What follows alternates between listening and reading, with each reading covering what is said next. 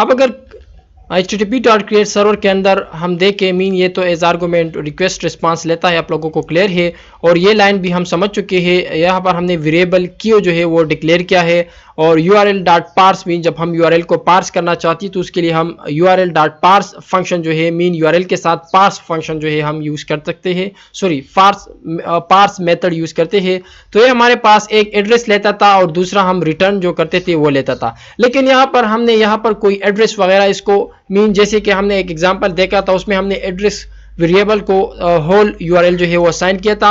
लेकिन यहाँ पर हम यूआरएल असाइन नहीं कर रहे हैं बल्कि क्वेरी स्ट्रिंग का इस्तेमाल कर रहे हैं। रिक्वेस्ट डॉट यूआरएल मीन ये हम पढ़ चुके हैं रीड क्वेरी स्ट्रिंग में कि कैसे हम क्वेरी स्ट्रिंग को रीड करेंगे। तो रिक्वेस्ट डॉट यूआरएल का मतलब ये है कि यूजर जो भी मीन एंटर करेगा, सॉरी यस एंटर करेगा आफ्टर द लोकल होस्ट 8000 और उसके बाद स्लैश के बाद जो कुछ भी वो एंटर करेगा तो वो यहाँ पर डिस्प्ले किया जाएगा। फॉर एग्जांपल मैं एंटर करता हूँ यहाँ पर उधर सर्च बार में लोकल होस्ट के बाद समर, तो इस तरह से कंसिडर करेगा ये कि यहाँ पर हमने एज आर्गुमेंट समर पास किया तो वो फिर उस समर के साथ नीचे जो है वो डील करेगा। तो जो नीचे वो डील करेगा वो डीलिंग क्या है, सो लुक यहाँ पर एक और वेरिएबल हमने डिक्लेयर किया है, फाइल नेम उसका नाम है और जिसको हमने असाइन किया है ये एक स्ट्रिंग डॉट असाइन किया है प्लस ये सिंटैक्स है कि हम कैसे जो है यूआरएल को बनाते हैं। सो प्लस हम जो है क्यू डॉट पाथ नेम, अगर हमारे पास ये जो यूआरएल मौजूद है मीन क्योंकि यहाँ पर मिसाल के तौर पर समर मैंने उधर टाइप किया है, यहाँ पर समर आ चुका है। सो इस क्यू में हमारे पास अब वो पड़ा है तो यहाँ पर क्यू डॉट पाथ नेम जो है हमारे पास इस यूआरएल से मीन क्यू के अंदर जो समर मैंने स्टोर किया है मीन लोकल होस्ट 8000/समर, तो उसके अंदर जो पाथ नेम होगा तो वो यहाँ पर जो है इस फाइल नेम को जो है वो असाइन कर दिया जाएगा। इसके बाद fs मॉड्यूल के साथ मैंने रीड फाइल जो है वो कॉल किया है फाइल नेम के नाम से। तो ये फाइल नेम हमारे पास इसके अंदर यहाँ पर समर वाला रिजल्ट मौजूद है, उसका पाथ नेम जो है हमने स्टोर किया है इस फाइल नेम पर, तो वो एक्चुअली जो है यहाँ पर आ चुका है। मीन उसको हम क्या कर रहे हैं, उस फाइल को हम रीड कर रहे हैं।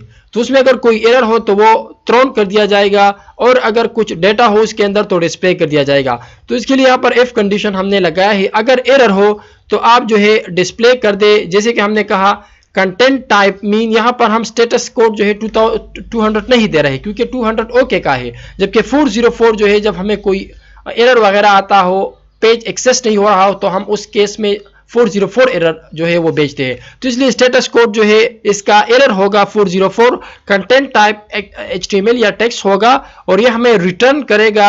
हम इस रिस्पांस को एंड करेंगे तो ये हमें क्या डिस्प्ले करेगा, it will display us 404 not found.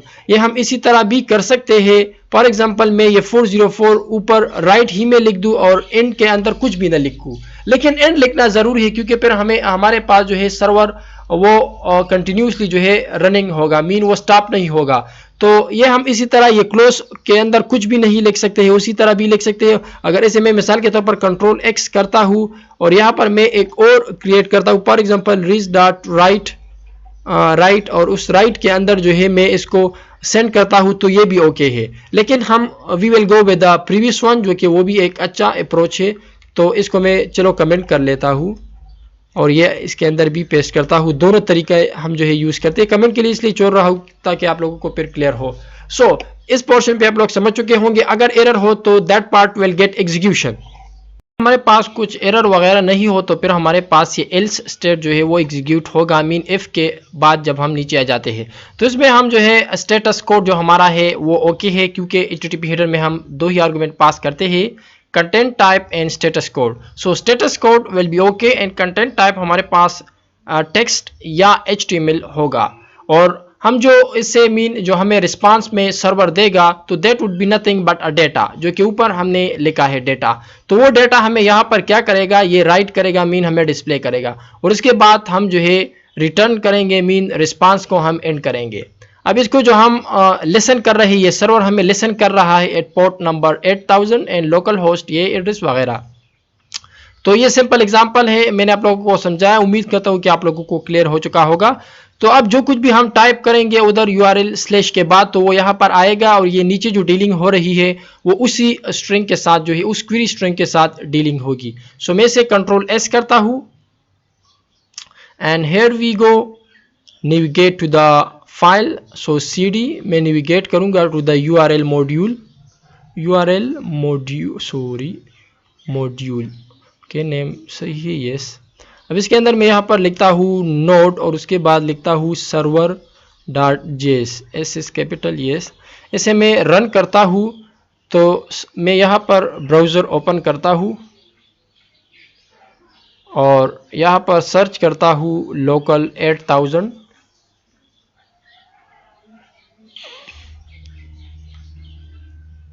तो यहाँ पर मुझे एक एरर मिल रहा है 404 नॉट फाउंड। एरर इसलिए है क्योंकि हमने कुछ सर्च नहीं किया है। अगर यहाँ पर मैं सर्च करता हूँ फॉर एग्जांपल summer.html कि मुझे summer.html रिटर्न कर दो, तो summer.html स्पेल आई थिंक मैंने रॉन्ग लिखा, ओके, summer.html,